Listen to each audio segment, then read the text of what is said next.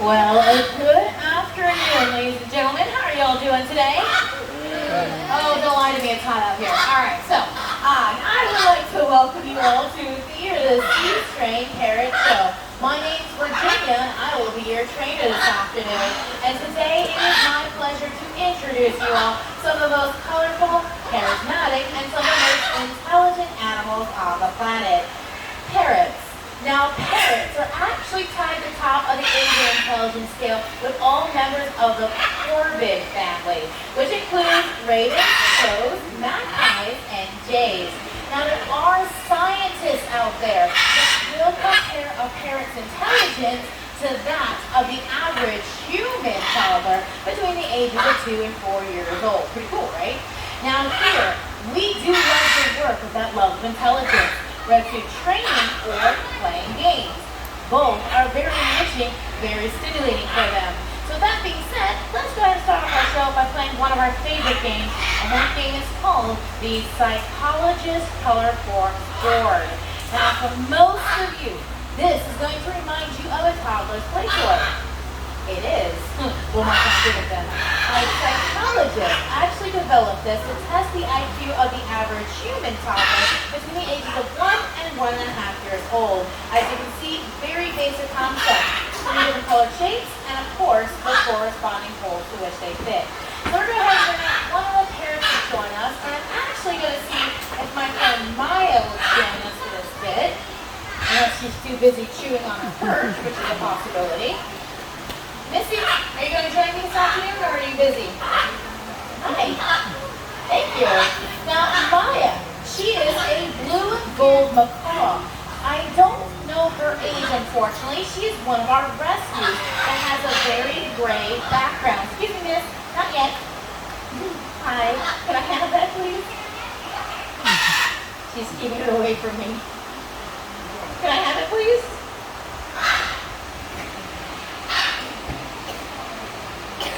We'll play later, I promise. Can I have the circle, please? Thank you, miss. All right, now back to it. She's one of our rescues that has a very gray background, but a very happy ending here with us. Now, she's still new to this game, so if she makes a mistake, that's okay. We'll still cheer on. If she gets it correct, we're really going to cheer on. Clap, stomp, do backflips, anything. Just let her know she's doing a fantastic job. So that being said, let's go ahead and start off with the red square. If she decides to participate. If not, that's okay.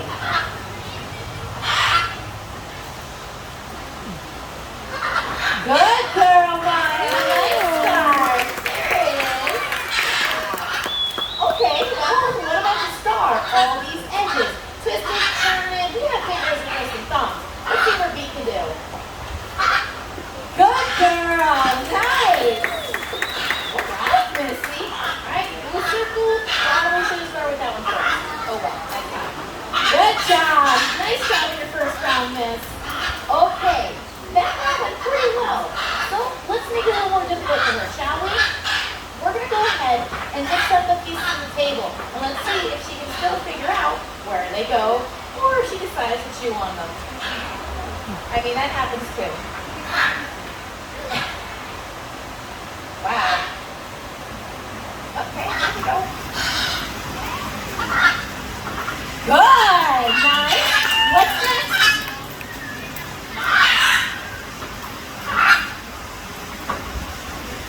Good job! Nice work, Missy! Good! Second round complete! Nice work! Nice job! Okay, this part might not go very well. We're actually going to try and trick her. I know that sounds mean, it is, but we want to make sure that she actually understands the concept of this board and she's not putting the pieces where it's shown. In fact, you guys will have the decision of where to put the pieces. Just remember, wrong spot. So, where should you place the star? Circle or square? Circle, beautiful. What about the circle and star or square? Star, wonderful. Excuse me, Missy. I know where you're going, but it's not time for that yet. All right, your star's going to go there, your circle's going to go there. Watch your toes. Oops. Here we go. And we have your wrist cleft. What you doing, Missy? gonna do this one first, okay? Here you go.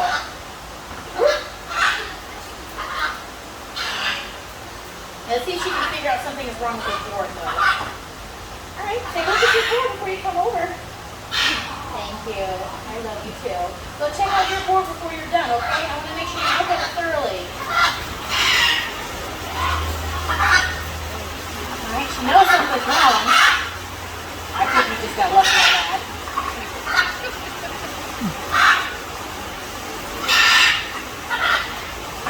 There you go. Very nice. Yes. All right, one more time. Go take a look at it, please.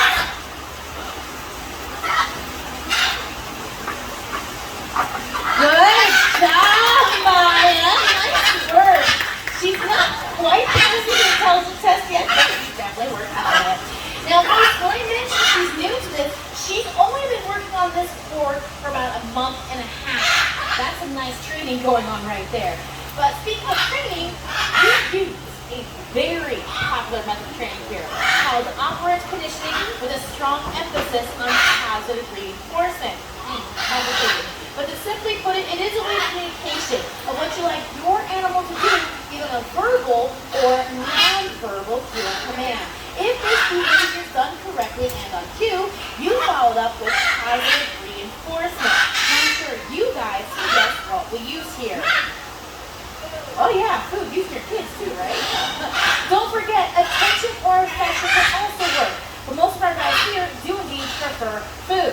Now, Birdie is going to be joining us here in just a moment for our training demonstration. Before I bring her down though, I need to ask you guys a question, because this will tie in with her training demonstration. Does anyone here think they can see in color? Okay, we got a couple hands, all right. Who thinks they see in shades of gray and black and white like most animals? Okay, this is going to be the big one, isn't it? Who just doesn't know? That's fine, we're here to learn. Now, for those very few, almost non-existent, who think these guys can see in color, I hate to tell you this, you are absolutely correct. Yeah, parrots can see more color than we can. Their eyes have 4 cones to process color. Red, blue, green, ultraviolet light. Our eyes only have 3 cones to process color, red, blue, green. Now, Birdie here is in the process of learning her colors, and she's doing very well with it. So this is an opportunity to show you guys how she learns colors. By the way, if you're curious why I brought the stick out, this is called a dowel. It's actually something I use to help move birds that like to bite me. Now, Birdie, she is our 32-year-old Moluccan cockatoo, and she's going to be the biggest diva you see in the park today. All right, now how she's demonstrating her colors for us by playing a very simple color matching game. Now, in the beginning of this, we didn't take all these colors, place them on the table, and expect to know what to do with it. No, we have to go step by step. And our very first step, well, where she touched the ring. Missy, you ready? Here you go. Or not. Are you going to get your zoom back first? Oh, you're going to go for it? All right. You'll also notice, folks, she gives me a lot of side-eye. Good. Now, folks, that word good, you've been hearing me say throughout the show, it's a bridge. You can use a word, a whistle, or a clicker. It means the same thing. You did it. And you can expect that reward to seem to follow. But remember the first time we worked on this, she has no clue what's going on. Then about 20 to 30 repetitions, oh, I touch this, I get a bridge, I get food, this is great. Let's continue. Now she had to learn to pick this up and put it into my hand. This part was a little frustrating for me, because she kept throwing this off the table. It's okay, that's part of the fun. Let's continue. Now how we manage this? When she picked this up, my hand is right there. Touch, bridge, reward. So with repetition, consistency, and lots of band-aids, you eventually move your hand away. So one day she picks it up, and something's missing. She'll move it around. Touch, bridge, reward. I get it. This has to go to her hand. Good. Let's continue. Now, how she learned to place this onto the peg? Well, remember, she's used to putting in my hand. Excuse me, Missy. So, my hand goes here. Excuse me. I wasn't joking, folks. She I have a love-hate relationship. It's been 11 years like that. I know you're looking at this, but I'm going to move it in a second. Can you excuse me for a second? Thank you.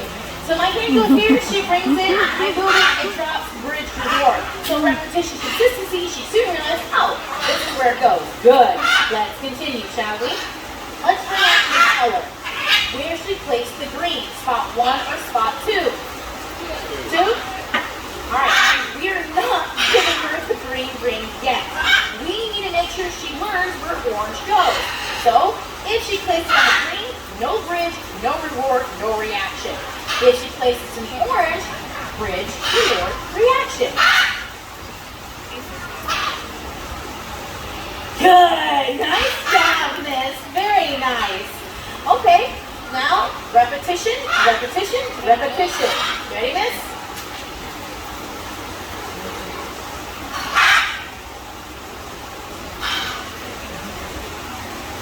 Good girl. Nice job, Missy.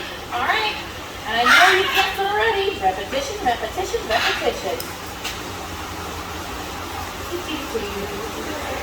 You can't ever think that. You really can't. Good job. Nice work, miss. So, let's test her one final time. Let's mix the pieces up. Where should we place the yellow? 1, 2, or 3? 3? Nice. Okay, got you. Where should we place the orange? 1, 2. 1. All right, miss. I got your colors right here. Let's see what you can do. It's all you. Good. Nice. One more.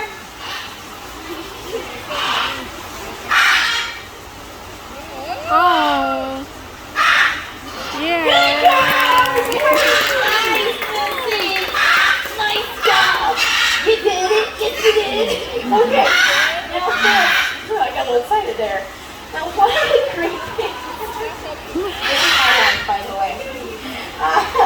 Now, one of the greatest things about using operant conditioning, this is something that can work on any species of animal. Whether you're working with birds, mammals, reptiles, small children. As long as you hold something of value, you should be able to shape or mold some form of behavior. And they want to do these things because they want to, not because they have to. There is always something in it for them. If they don't feel like playing, that's okay. They are never going to do anything they don't want to do. Alright, now folks, I think it's time we talk about what makes these guys parrots besides noise. Right? Perfect timing. So, there are 3 physical features or body parts that will classify these guys to a certain order known as cetacephore. Parrot is the common name. Who can guess the first physical feature? It is the scariest part. The beak. Yeah, look at that. It's thick, it's curved, it's hooked on the upper and the lower mandible. This goes great with your natural diet of fruits, seeds, nuts, and little children fingers. Now, I'm joking, but it's other sorts of vegetation. But seriously though, the parrots you do see here on stage, their beak strength will range from 350, like Birdie, 500 to 700, like Woody, Maya, and Clover, all the way up to 1,200 pounds of pressure per square inch in those beaks. It only takes between 12 to 15 pounds of pressure to take a finger. Let's test it. I need a volunteer. I'm joking, that's too much paper. No, it's too much paper. I can't do that. No, we're actually going to be using macadamia nuts. Anyone familiar with macadamians? Wonderful. Who's tried to open one? You have? What'd you use? Nutcrackers? How'd that work? No, it doesn't. Macadamians require between 300 to 500 pounds of pressure. Hammer, vice, heavy nutcracker, or if you happen to have a pair of hyacinths on hand. This lovely lady, her name is Micaiah, and I could have sworn I put another mac nut in my pouch, but I have a funny feeling it might have fallen out. Oops, sorry sorry, miss. She's so mad. No, folks. This is Indigo. He's 17 again. Macaws is 20. Hyacinths are one of the only non-species of bird in the world that can consistently crack open macadamias using their own feet. Only one problem. You're not getting it back. They don't share, never have. I'm sorry, miss. I must have dropped the other mac nut. I'm sorry. She's going to be so mad at me. Here, you can have this almond piece. I know it's not the same. Alright, now the last two physical features not as obvious. Let's go ahead and toss it out there. Maya, could you do me a favor and show us the next physical feature? Look at those short legs. Yep, it's a must. They're not runners. They're not waiters. They are perchers and climbers. They need the low center of gravity, the perching and climbing that they do. Now the final physical feature, I'm actually going to walk Clover around. Now as I walk Clover around, a couple things. First off, he is 40 years old. He is a Verde macaw. And also, when I do walk around, please do not touch my fingers. That's a nice way, isn't that correct? Now, final physical feature. Look at his toes for me. You're going to notice that the center two digits are actually pointed forward. The outer two digits are pointed backwards. This is known as zygodactyl feet. Zygodactyl feet is very uncommon in the bird world, considering the basic perching foot has two toes that point forward and one toe that points backwards. There's about 10,000 different species of birds in the world. Only a small handful have these very unique and specialized feet. They'll include woodpeckers, toucans, roadrunners, and yes, our parrot friends. Now, parrots will do a combination of feet, beak, and those zygodactyl feet to be extremely acrobatic. But this handsome fellow has actually learned a combination of his short legs and zygodactyl feet in a way that's even challenging for parrots. And he'll be demonstrating for us by taking a nice little stroll here on his favorite blue barrel. As soon as we finish a lap of course, we must admire him. He's handsome. He knows it. Ladies, he's single. Now, as far as bear days are concerned, bear days are actually a type of hybrid or mix between two different species. This happens very rarely or if never in the wild, but in domestic breeding situation, the choice of mates are a little more limited, but this does happen a little more readily. Let me get the picture here. Alright, but let's do this.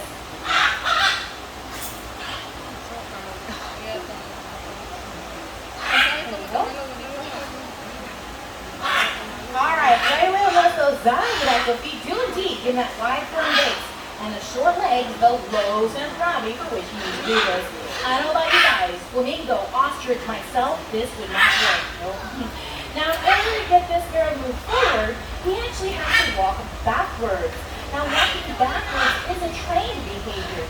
In the wild, you may see animals take a step or two backwards to avoid danger. I highly doubt you'll see you continue to pedal like this.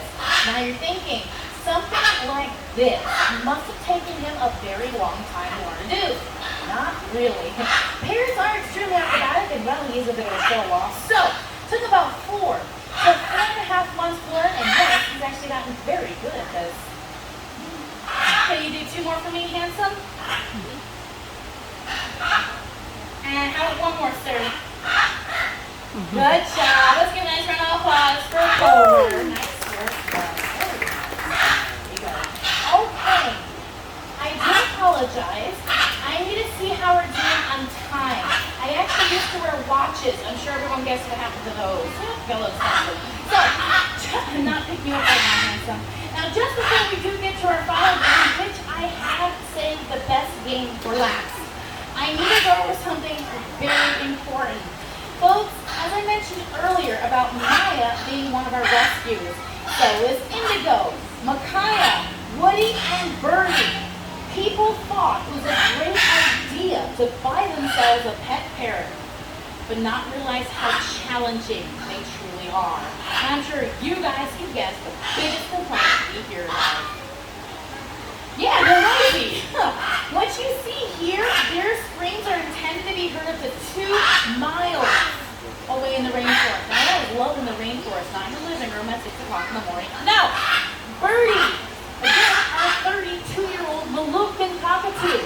Now, the Moluccan screams have recorded to 135 decibels. 747 is 140. Would you like to hear it? What is wrong with you? Oh, Birdie, can you attention please? I gotta ask you a question. Do you want to scream? Okay, my count, miss. Ready? 1, 2. Yeah, right, go on YouTube. So they're messy. They will throw their food on the floor. They will go to the bathroom where they're clean. There is no manners here in that. Those beaks are made of keratin. It is the same material as our hair and fingernails, so it's constantly growing. They need to chew to keep them trimmed. Perches, toys, furniture, clothing, wires, walls, windows, and game systems, everything in your home. Those beaks overgrow. Not good for them. I am not trying to steer you from them, no. I just want to mention they are a huge commitment. So please, one question before you bring a parrot into your family. How do you feel about having a very loud, destructive, manipulative, territorial, messable 3-year-old in your home for the next 50 to 90 years? We're good. No, seriously though, folks, if you're thinking about this for some odd reason, I will try to help you and discourage you at the same time. Alright. Miss, you want to join us in the final game? Thank you. Oh, by the way, folks, this handsome fellow I ran out of time for, his name is Woody. He is a 37-year-old military macaw. Now, Micaiah, she is in the process of learning to count and do some very simple addition and subtraction. I'll be honest with you, subtraction is not going well. Oh, and how we're going to do it anyway is by bringing it out here. Excuse me, miss, watch your toes. Excuse me. Excuse me. Thank you. By bringing it out here on her favorite blue bell. So let's do some warm-up. Wait, miss. You're getting ahead of yourself here. I'm sure your parents know exactly how I feel right now. Micaiah, target. Good. Folks, that target basically gets her to do something positive. So I can positively reinforce her and not negatively get her off the bell. We do a lot of positive stuff here. Now, let's do some warm-up. I need a number between 1 and 5. Please shout it out. 4. Beautiful. That was a great shout out. 4. Come up here, miss. 4. Good to go.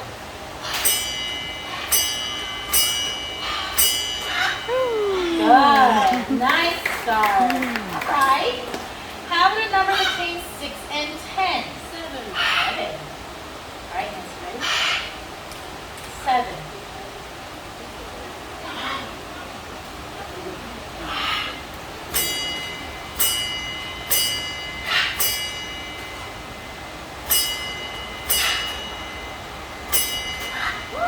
Good job. Nice. Okay, she is warmed up just like the rest of us. Let's take those two numbers and add them together. If you guys want to come along, please feel free. Love audience participation. All right, miss. 4 plus 7.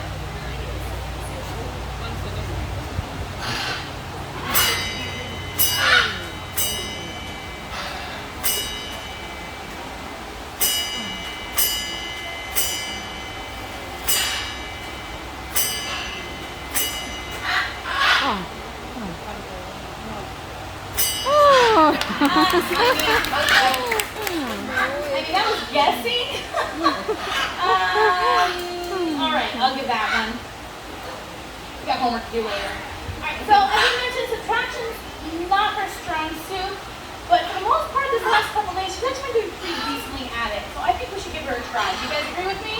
Yeah. All right, if it goes, oh well. So we're up to 11. I need one more number less than 11, please. 9. 9?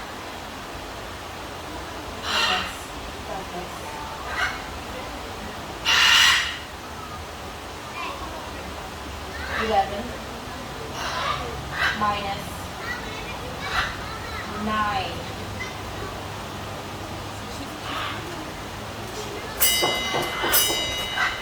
Yes! Good job! Yes, you did it!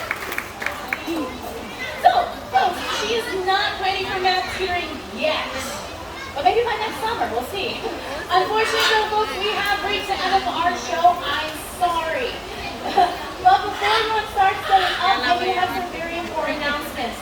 I need a huge favor. Please do check around for your belongings and do not leave your children in space. You're more than welcome to take photographs of these guys. Please get on that side of the road area for your safety as well as theirs. Questions? My name's Virginia. Please come up and ask. Otherwise, the next update is the Dolphin Show. It's in that direction on the other side of the brown building. Thank you, everyone. Enjoy the rest of the day here at Figure This Out.